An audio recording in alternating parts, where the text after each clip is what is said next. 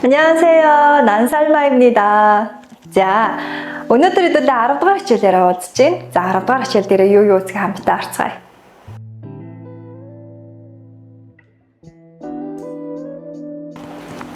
자, 10дугаар хичээл дээр багш нь 주말 буюу амралтын өдөр гэсэн сэдвийг авчирсан байна. За, амралтын өдрөө чи юу хийсэн бэ? Одоо нөгөө хүүхдүүд чи нэг өдөр болохоор ингээд бүр жив гэж аюух нэг юм ярьдаг болчихдог штэ. Яагаад вэ? 2 хоног нэг араагүй амар олон юм ярих гад тэ хоорондоо. За, тийм болохоор ерөөхдөө бид өнөөдөр өнгөрсөн цаг ярина. Яагаад вэ гэсэн чинь өнгөрсөн цаг дээр өөрөө ихэвчлэн дандаа бид нар би тэгсэн ингэсэн гэж нөгөө нэг ярихын тулд дандаа сан дуруу орж ирдэг шүү дээ тий. Өөрийнхөө би хийсэн зүйлийг хэн нэгэнд хэлэхгүй болохгүй ч юм уу тий. Нэг тийм байдал дээр одоо бид нар ярих одоо баялгаа хэлөө нэмжин гэсэн үг. За тэгэхээр өнгөрсөн цагийн сан дуруу гэдгийг орох нэ. За тэгээд дээрэс нь бид нар өмнөх хичээл дээр үтсэн хаагүй гэдэг дүрмтэй жоохон төгстэй юу вэ? Ад дүр буюу бөгөөд гэдгийг авдаг. Өөрөө утгажилж оруулж ирдэг. Хоёр өгүүлбэрийг хооронд нь холбодог ийм одоо утгыг бид нар өнөөдөр үзнэ. Тэгээ холбоос үг гүү гэдэг нөхцөл ахаа нэ. За ингээд бүгдөө өнөөдөр сан дүр буюу ад, од, ёд гэдгийг харцгаая. За ад, од, ёд маань яг ижилхэн эмэг шиг, эрэг шиг, сарамг гэдэг дээр бид англигдана гэж та бүхэн ойлгож болно. Яаж ангилжсэн гэдгийг та бүхэн өөрөө мэдж байгаа шүү дээ. И гэсэн гişгүүдээр ерөөхдөө англигдчихсэн тийм үү. За тэрийгээ бид нэр дахин давтаж харах шаардлагатай байх нь. За ингээд бүгдөө юу вэ? Дүрмтэйгээ хальт харцгаая. 가다, 하다, 오다, 먹다, 받다, 입다, 가르치다. За, 가르치다 гэдэг өгнүүдийг дахин авчирсан байна тийм үү. За, эдгээр өгнүүдийг бид нар бүгдөө даа насагдаад ад одоо залгадаг хэсэг байгаа шүү дээ. За, ад одоо залгаад утсан чинь нэг ёсондоо бид нар үйл үгийн өнгөрсөн цагийн юу вэ? Язгуур хэлбэрийг гаргаж авдаг. Жишээлбэл юу вэ? ка дээр нэмэх нь ад, тэгээ 갔다 буюу юу вэ? Үйл үгийн явсан байх гэсэн хэдүүлээ язгуур үгийг гаргаж авч байна гэсэн үг. За ингээд бүгдөрөнгийнхаа язгуур үгнүүд нь юу вэ? 했다, 왔다, 먹다, 봤다, 입었다, 가르쳤다 гэсэн үгнүүдээс үүсч байгаа гэсэн үг. За эдгээр үгнүүдээр бид нар ерөнхийдөө юу вэ? Хоёр нөхцөл үзсэн байгаа шүү дээ. Энгийн хэлбэр, хүндэтгсэн хэлбэр гэсэн. За энгийн хүндэтгсэн хэлбэр хоёр маань ерөнхийдөө энэ дээр өргөдөж тавигдана гэсэн үг. Бид нар айл төгсгөлөөр нь хоёулангаар нь хийж болно. Юу илээ? 갔어요.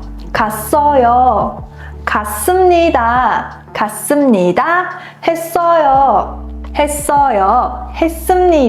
했습니다. 자, 왔습니다.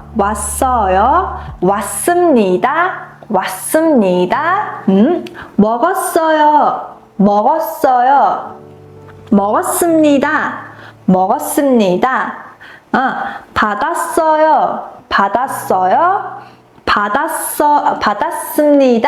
받았습니다.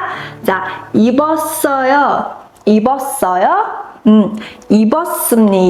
입었습니다. 자, 가르쳤습니다. гэдэг хэсгүүд байна гэсэн үг тийм үү. За, ингээд бид нар юу вэ гэхээр нэг ёсондоо өнгөрсөн цагийн юу вэ? Уйлог тэмдэгнэр хоёулын дээр нь юу вэ? Өнгөрсөн цагийн одоо энэ язгуур өнгөрсөн цаг одоо тэгсэн байх, ингэсэн байх гэсэн хэлбэр дээр маань юу вэ? Автоматар оюу энгийн одоо хэлбэр залгахдаа бүгдэн дээр нь анхаарч байгаа юм нь юу вэ? Дандаа оюу авчирсан байгаа бүгд анхаарч байна уу? Оюу. Бүгдэн дээр нь оюу байдаг байх нь. Тэгэхээр ерөөдөө өнгөрсөн цаг дээр бид нэр залгалт хийхдээ ямар нэгэн их шиг, эмэг шиг, эрэг шиг, сармаг их шиг гэхгүйгээр юу вэ? Оюуг нь шууд автоматар залгана гэж та бүхэн ойлгоход болно. Яа тэгэхээр аль хэзээний хувиргал хийхдээ бид нар юу вэ? Хувиргачихсан байгаа гэдгийг та бүхэн анхаарах болох нэ гэж ойлгоно гэсэн үг.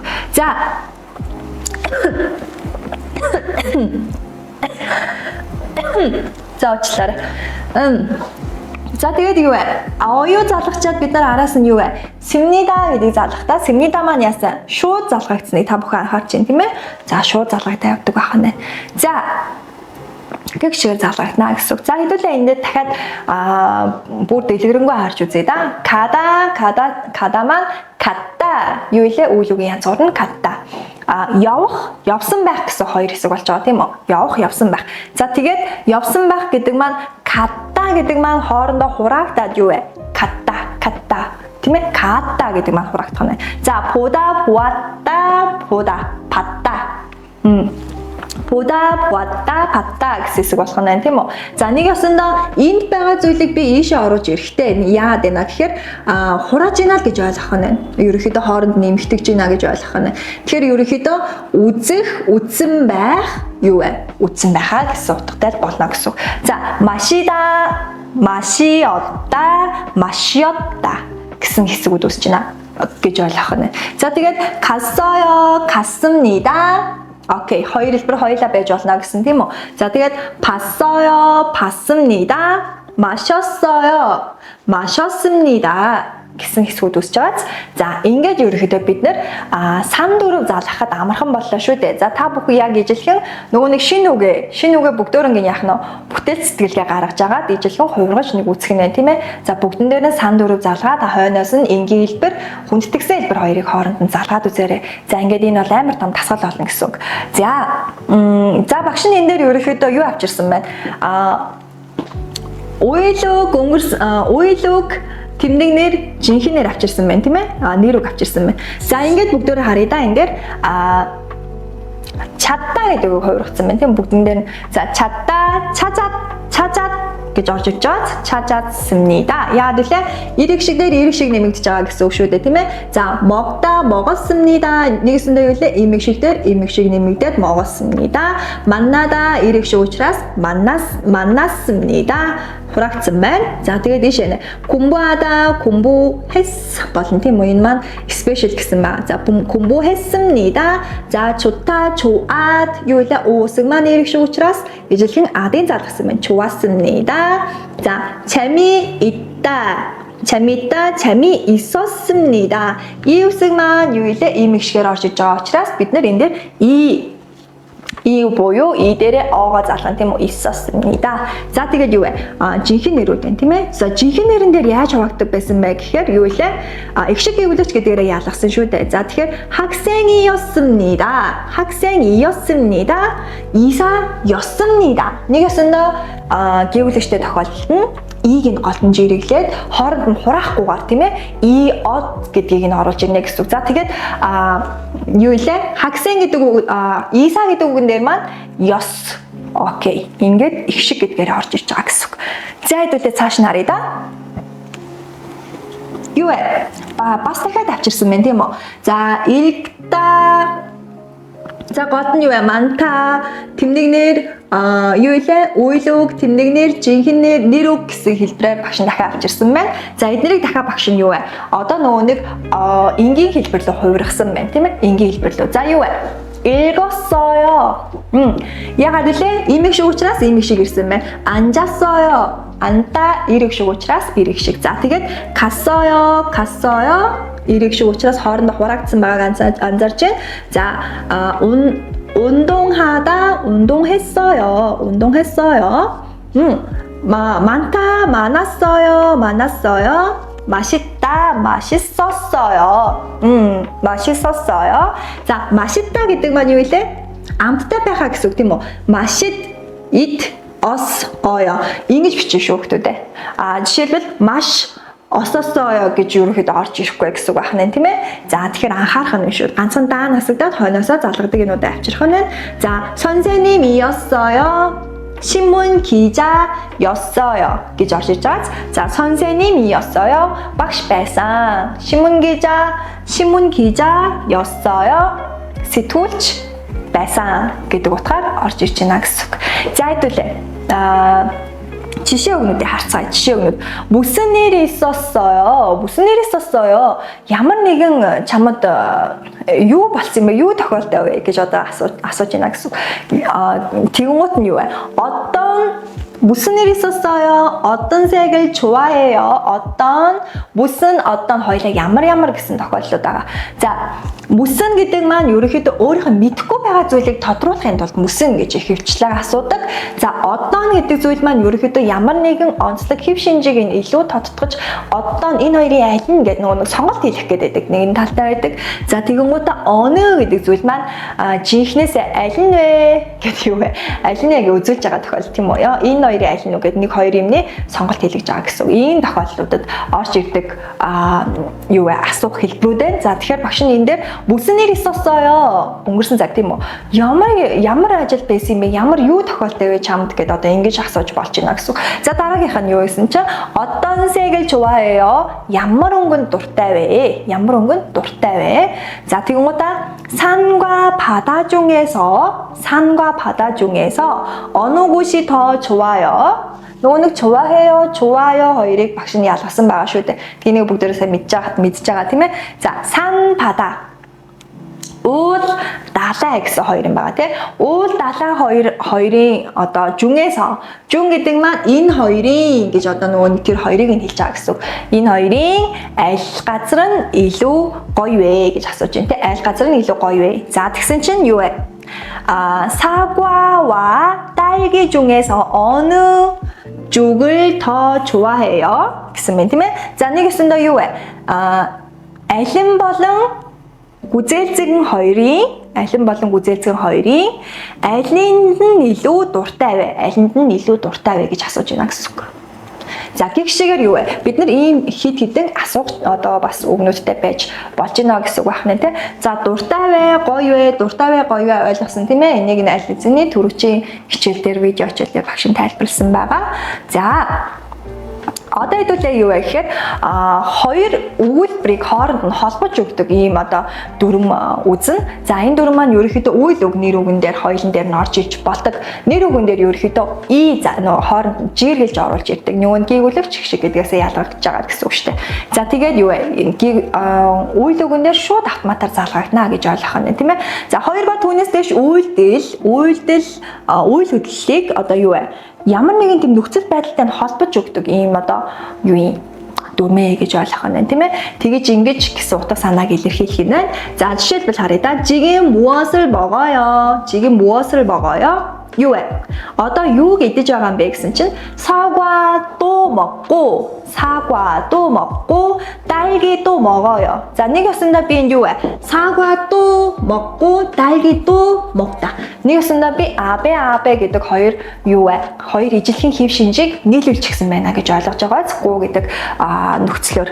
За тэгэхээр юу гэж орчуулдаг гэхээр алимч гэсэн идээд гүзээлцгэн ч гэсэн иднэ гэж орж ирнэ гэсэн. Алимч гэсэн идээд гүзээлцгэн ч гэсэн иддэг гэдэг ч юм уу те. За одоо ийш харъя да. 한국어 수업이 어때요? солонгос хэлний хичээл чи ямар байна гэсэн чи юу вэ? 한국어 수업은 солонгос хэлний хичээл маань тийм үү? солонгос хичээл маань 쉽고 재밌어요. 쉽다 амархан байх гэсэн утгатай үг. Юу вэ? Тэмдэг нэр байна тийм ээ. 재밌다 сонирхолтой байх буюу бас ижлэх нь тэмдэг нэр гэсэн үг тийм үү? За тэгэхээр энэ тохиолдолд бид нэр өгүүлбэрийг хэлбэрээр нь бас яах нь хооронд нь яг ижлэхэн тохиолдолд гуугаа ашиглаад оруулж ирэх боломжтой байдгаа гэж яах нь ойлгож болох юм байна тийм ээ. За нэр үг байх юм бол ижлэхэн нэр үгээр нь үйл нэр тэмдэг нэр байх юм бол үйл тэмдэг нэр үйл үг нь ижлэхэн үйл үг юу вэ? тэмдэг нэр нэшлэгийн тэмдэг нэр байх тохиолдлуудыг хэлж байна гэсэн үг. За дахиад харъя да. 비가 오고 바람이 불어요. юу вэ? бороо ороод салхи салхилж байна гэж орж ирж байна тийм үү? За дараагийнхаа асуулт нь юу гэсэн?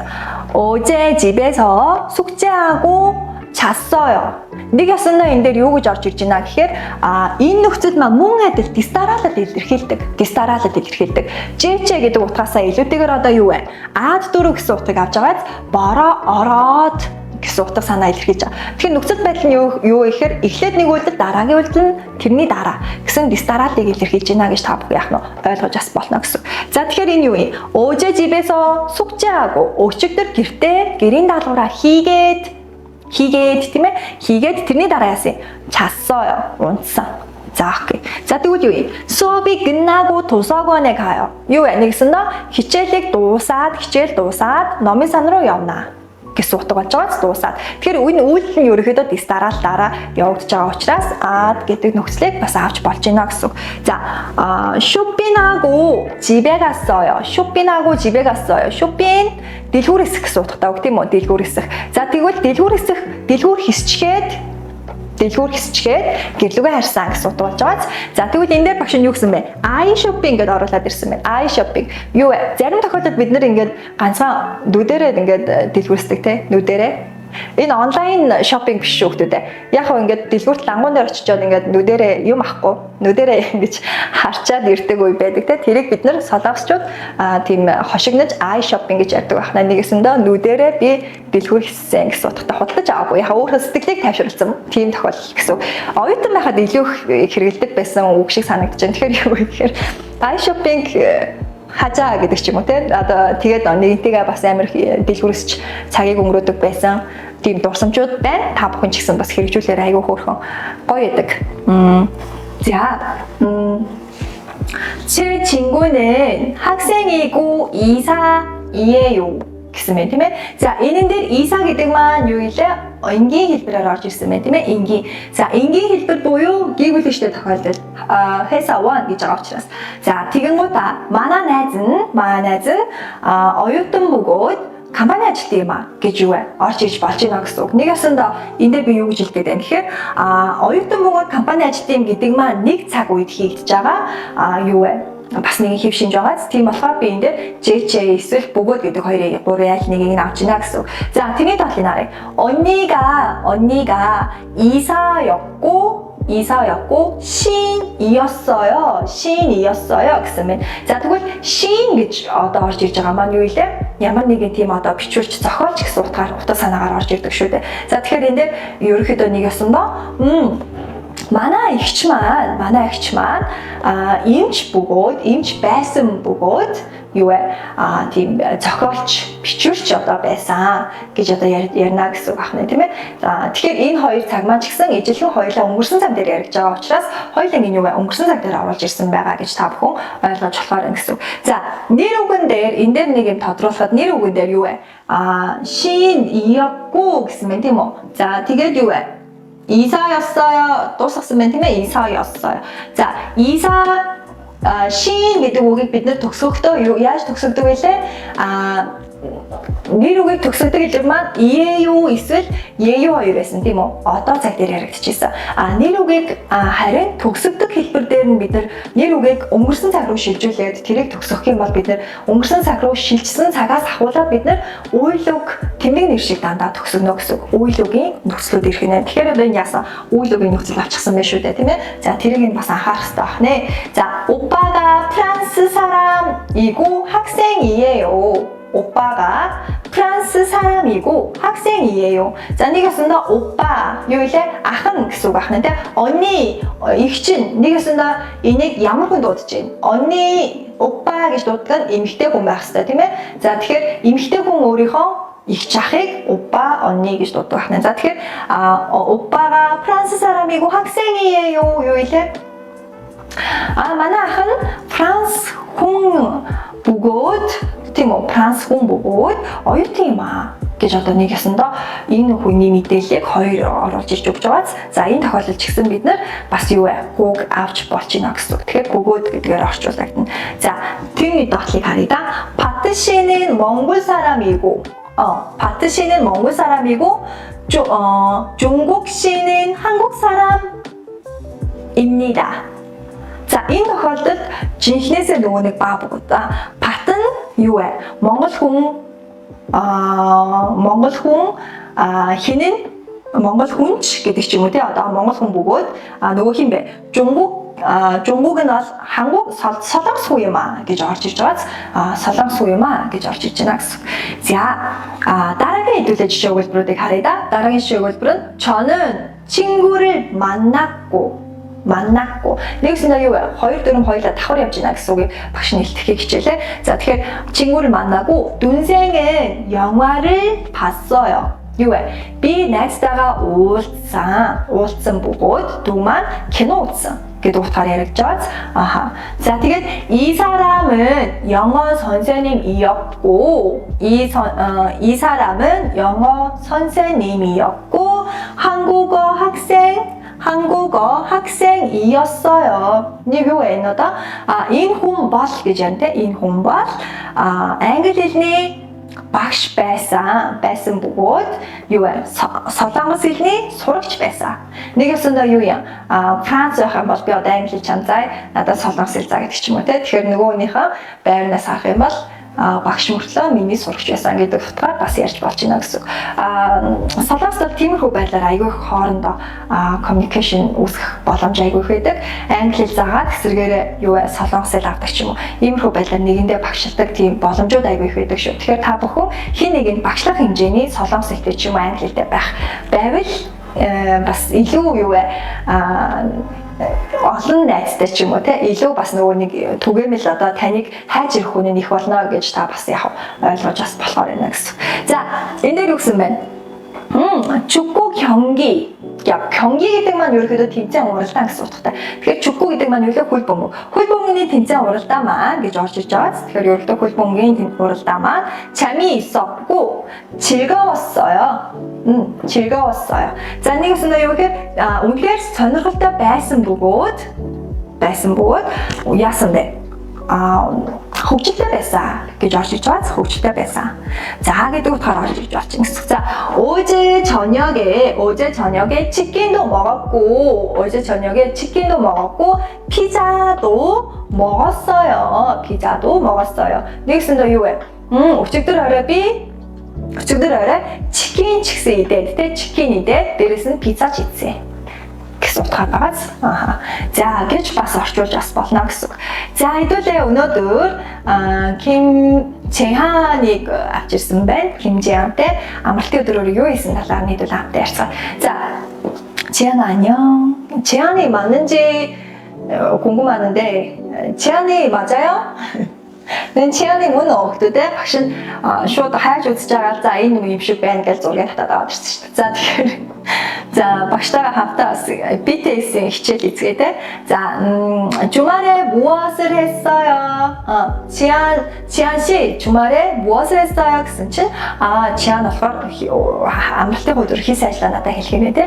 За тэгэхээр 마트에 갔어요. Одоо өнгөрсөн цаг учраас 했어요 гэж асуусан болохоор би бас ижилхэн өнгөрсөн цагаар хариулна тийм үү? 마트에 갔어요. 자, тэгвэл 마트에서 뭐 했어요? дахиад өнгөрсөн цагаар явуулсан тийм 마트에서 뭐 했어요? тэгсэн чинь нэг юм авсан байх гэдэг тийм 상. За, тэгэхээр юу вэ? 사과도 사. Тэгэхээр юу вэ? 사과도 사고 гэж орж иж байгаа. худалдаж аваад гэсэн утгатай үг болох юм чинь. За, тэгэхээр 딸기도 샀어요. 자, 그러다 사과와 딸기가 이 어떤 요이 알덴 모든 고질증은 요에 хямдхан бөгөөд юу вэ? Амттай байсан гэдэг хэлж байгаа. Саагүй 맛있었어요. Саада хоёр ис байх юм бол юу илээ? Хямдхан гэдэг болоод нэг ис байх юм бол юу илээ? Худалдаж авах гэсэн үг болдог шүү дээ. Та бүхэн яах нь анзаарах нь шүү дээ. Өгүүлбэрт хоёулаа орж иж болдог байх нь. За тэгээ юу гэсэн багшаас нь асуусан шүү дээ. 난살 마시는 주말에 뭐 했어요? 저는 주말에 집에서 전수도 하고 박신했어요. 딴다 길이 할 수 있습니다. 전수도 하고 빨래도 했어요. 자, 인데비드는 오늘 하고 녹슬 charge 자가 자, тэгэхээр юу илээ? 하고 하면서 했어요. 또는 우이로 갔다가 이렇게 жилжсэн тийм ээ. За, тэгэхээр нөгөө нэг энэ гоо гэдэг нөхцөлтэй чинь бас ижилхэн бас юу вэ? холбоотой байх нэ гэдэг та бүхэн анзаарч харахад бас гингүй шүү. За, өнөөдрийн хичээл нь ерөнхийдөө 10 дугаар хичээл ингээд дуусч байна. За, ингээд бүгдээрээ 11 дугаар хичээлээ уулзцгаая. Тэр болтол юу вэ? Шинэ өгнүүдээ бүгдөө ингээд сайн цээжлээрээ. За, ингээд 11 дээрээ айгүй олон шинэ өгтэй ирсэн байгаарэ. За, тэгээ багш нь 11 дээр дахиад та бүхэнд өшөө илүү шинэ өгнүүд өгнө. За, ингээд 11 дээр уулзцгаая. Тэр баяртай. 안녕.